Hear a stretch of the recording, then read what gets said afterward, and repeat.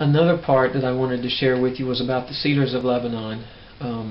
Probably most of you guys have heard about the cedars of Lebanon. It's what King Solomon used in the building of the temple that he made for the Lord.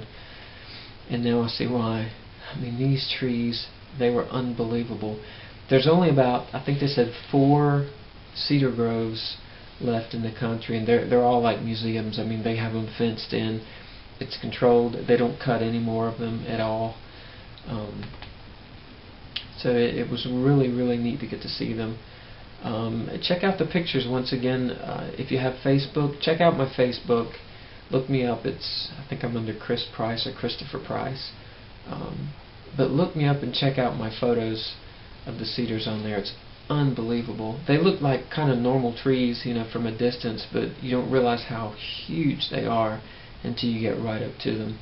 They look a little different too. Like most of the cedar trees around, like at least where I'm from in North Carolina, they're smaller, and the bark looks a little different. It looks kind of more like a pine tree kind of thing.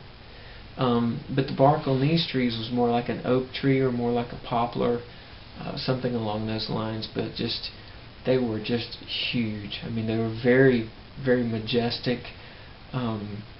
And there was a picture that I took of a little, like a little chapel or something like. I think it was a little chapel that was up in the middle of one of those cedar groves.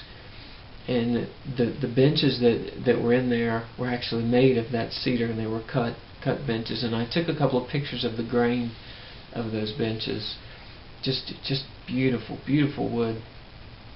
And it was just neat to walk through there because we actually saw a tree that was about 4,000 years old. And I thought, you know what? There's no telling who actually came and walked along and maybe even sat under this tree. You never know. 4,000 years old, that's old, you know. And it's right over there. I'm sure a lot of the disciples and Jesus all traveled around in that area. Lebanon was actually the ancient cities of Tyre and Sidon. Those are actually located in Lebanon. So I mean, easily, you know, there were people from biblical times that were passing through their own journeys, or maybe stopped to take a rest under the trees. You never know, but it was just really cool to actually see something that was old enough that it's possible that Jesus actually sat under that tree.